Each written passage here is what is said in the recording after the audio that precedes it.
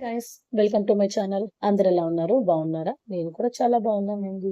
రోజు మీకోసం చాలా హెల్తీ అండ్ టేస్టీ అయిన వెజిటబుల్ శాండ్విచ్ ఎలా చేయాలో చూపించబోతున్నాను. ముందుగా నా ఛానల్ ఎవరైనా ఫస్ట్ టైం చూస్తున్నట్లయితే సబ్స్క్రైబ్ చేసుకొని పక్కనే ఉన్న బెల్ ఐకాన్ ప్రెస్ చేస్తారంటే ఈ ఛానల్లో వచ్చే డిఫరెంట్ రెసిపీస్ మీకు అలర్ట్ వస్తుందన్నమాట. సో ఇంకెందుకు ఆలస్యం, రెసిపీలోకి వెళ్దామా? ఎలా చేయాలో చూద్దాం. ముందుగా మనం ఈ విధంగా వెజిటబుల్స్ అన్ని కట్ చేసి పెట్టుకోవాలి.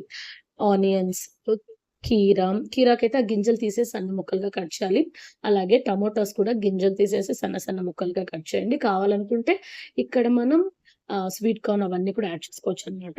ఇవన్నీ దాంతో పాటు కొత్తిమీర, లైట్‌గా సాల్ట్, అలాగే మిరప్పొడి కూడా లైట్‌గా తీసుకోండి. ఇవన్నీ కలిపి ఒక బౌల్‌లో మిక్స్ చేయాలనమాట. అలాగే టమాటో కచప్ కూడా యూజ్ చేస్తున్నాను. సో, కొంచెం పిల్లలకి ఫ్లేవర్‌ఫుల్‌గా బావుంటుంది అనేసి జస్ట్ చాలా కొద్దిగా యూజ్ చేశాను. అలాగే మయోనీస్ కూడా కొంచెం యూజ్ చేశాననమాట.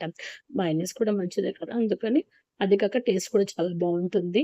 సో, ఇవన్నీ కూడా ఒక బౌల్‌లో తీసుకొని మొత్తం బాగా మిక్స్ చేసేసేయండి. సో, చూసారు కదా! ఈ విధంగా మిక్స్ చేసి ఇప్పుడు మనం బ్రెడ్ స్లైసెస్ తీసుకుందాం.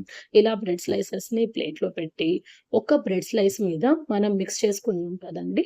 ఆ వెజ్జీస్ మిక్స్ అంతా దాంట్లో పెట్టి బ్రెడ్ మొత్తం స్ప్రెడ్ చేసి, ఇంకొక బ్రెడ్ స్లైస్ తీసి దాని మీద పెట్టండి.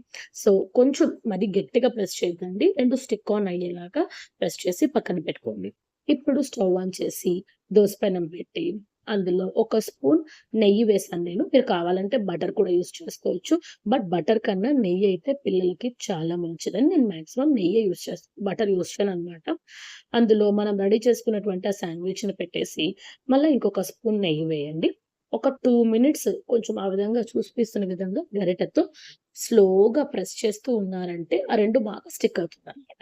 2 మినిట్స్ తర్వాత మళ్ళా దాన్ని ఇంకొక సైడ్ తిప్పండి. ఇప్పుడు మళ్ళా ఇంకొక స్పూన్ నెయ్యి చుట్టూరాను, అలాగే బ్రెడ్ మీద కూడా వేసామంటే బ్రెడ్ చాలా క్రిస్ప్‌గా ఫ్రై అవుతుందనమాట. సో, అంతే అండి. ఇప్పుడు మనం తీసేసి ప్లేట్‌లో పెట్టుకొని సన్న సన్న ముక్కలుగా కట్ చేసి సర్వ్ చేసుకున్నామంటే టేస్ట్ వెజిటబుల్ శాండ్విచ్ రెడీ. ఈ వీడియో మీకు నచ్చినట్లయితే లైక్ చేయండి. అలాగే నా ఛానెల్ సబ్స్క్రైబ్ చేసుకోండి. ఈ రెసిపీ ఎలా ఉందో కామెంట్ చేయడం మాత్రం మర్చిపోకండి.